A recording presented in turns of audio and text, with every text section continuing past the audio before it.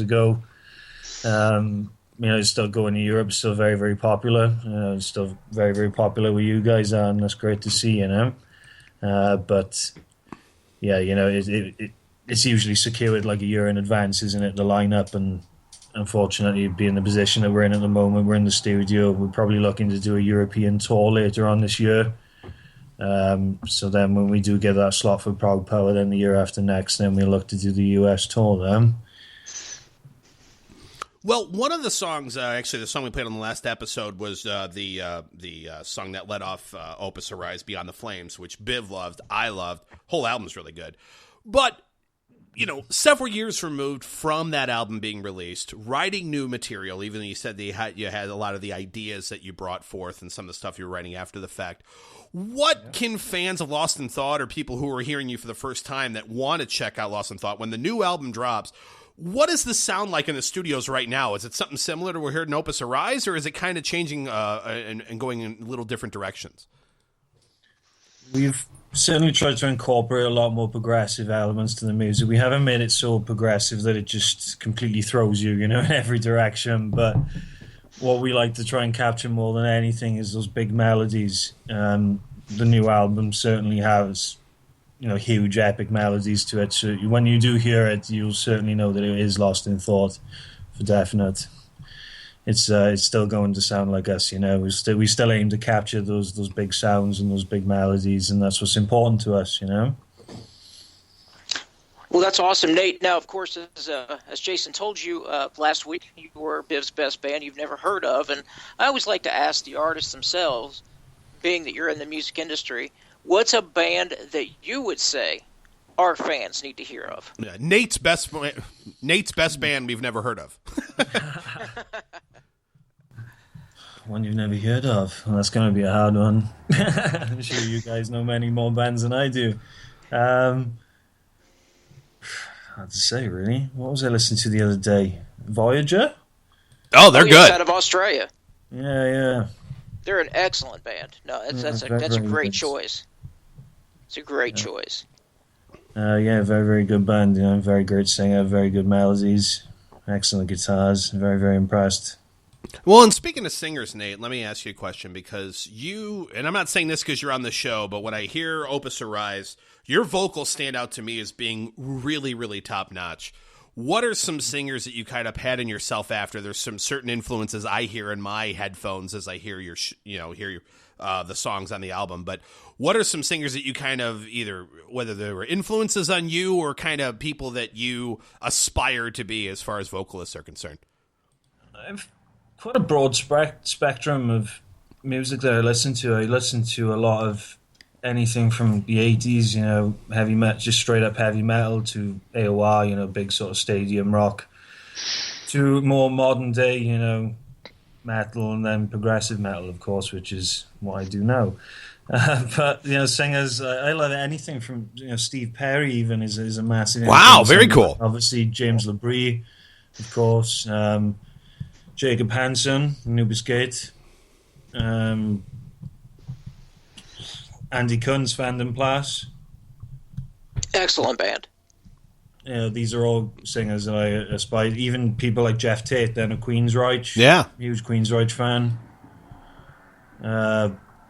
Bruce Dickinson, of course. Of course. I think you have to.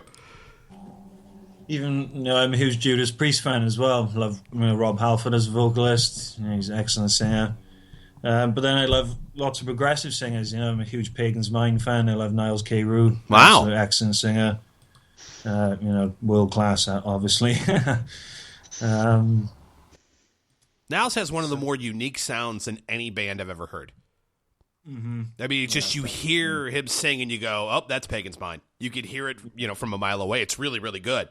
But yeah, really unique vocals as well. Those are all great guys. Yeah. So, those are my sort of influences. I grew up listening to a lot of things like Journey and stuff like that. Def Leppard, even a lot of British rock, and I grew up from that, and then I sort of developed myself a little bit as a singer and sort of branched out, I guess, into the genre that I'm in now. And it really does push you as a singer. It's a is a challenging genre for a vocalist, and it's great. I love the challenge, and I love the way that it allows me to be flexible as a singer.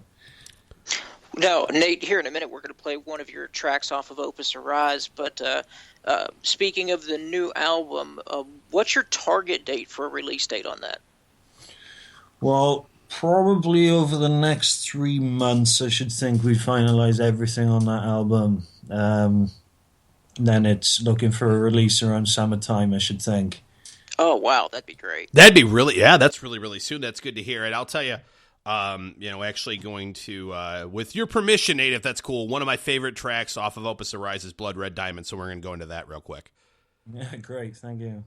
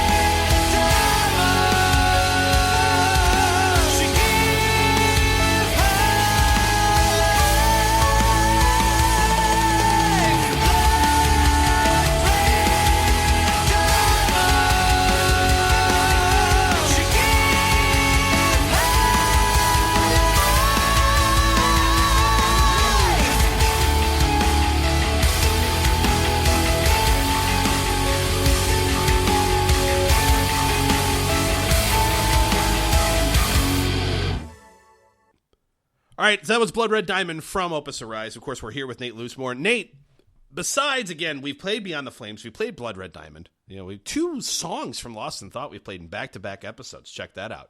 But unless those aren't those, are one of those songs your favorites, or what is the one song on Opus Arise that you love to sing, you love to perform live? It's just the one song that really, really does it for you.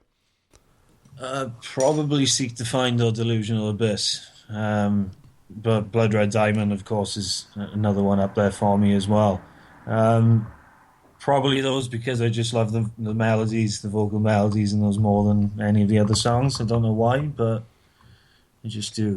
Yeah, and that's what's funny is when we talk to artists, you know, some of the songs that we as fans may go, oh, that's my favorite song. It's just amazing to hear that some of the artists themselves go, yeah, that's cool, but there's really other good songs that I really like to sing or perform more that many fans would necessarily think are sometimes some of their favorites, but end up being a lot of the favorites of the artists. So that's definitely interesting to hear. Well, Nate, tell us how fans can reach out to you. Tell us how they can find out more information and follow you. Well, you can obviously follow us on Facebook. We do have a Twitter page as well, YouTube channel, all the usual, you know. So you can just follow us on there and get in touch as well by any of those means, and we'll always aim to get back to you as well. Awesome. Well, thanks you so much for joining us. Nate Loosemore from Lost in Thought, joining us on According to Metal. And it sounds like in a couple of months we're going to have a new album that, A, we get to review, and B, hopefully we can get Nate to come back on the program and discuss the new album himself with us. Would you be willing to do that, Nate? Yes, certainly. Thank you very much. Perfect. Awesome. Well, thanks for being on the show, man. We really appreciate it. Thanks, Nate. Excellent. Thank you, guys. Biv's Best Bands You've never heard of. We just talked to Nate Loosemore from Lost in Thought. Last episode's Biv's Best Band You'd Never Heard of, and I'm sure as hell glad after last episode I've heard more of them because I can't wait for their new stuff to come out, which we'll talk about on a future episode of the show. But that's what's so great about doing what we do, is we get to listen to bands we like and get to discover bands we've never heard of before. And I know one of the main things Biv really wanted to accomplish when we set out to do a podcast is to talk about the bands that no one's talking about that should be talked about. And that is Biv's Best Band You've Never Heard of, which we do on every episode of According to Metal. So, new episode. It's time to hear about a new band that we've never heard of. Biv, what do you got for us? Well, on this episode, I know you've never heard of these guys. They're called the Cocaine Cowboys. The CD is called Mental Disease. It was released January 13th of this year. So it's been out going on 3 months. Now, here's why I know you've never heard of them. They're on Spotify. They've been on Spotify apparently since the CD was released. And yet not a single song has more than 1,000 plays. So this is a band virtually no one's heard of. They're from Peru, which is another reason no one's heard of them, because, let's face it, that's not exactly a metal hotbed. But this album is absolutely rocking all the way through. And Steve Cohn, if you're listening, this is right up your alley. This is straightforward rock. Leave Me Alone is the name of a track that we're going to play. It's also available as a YouTube video. The video is awesome. If you're just a fan of hard rock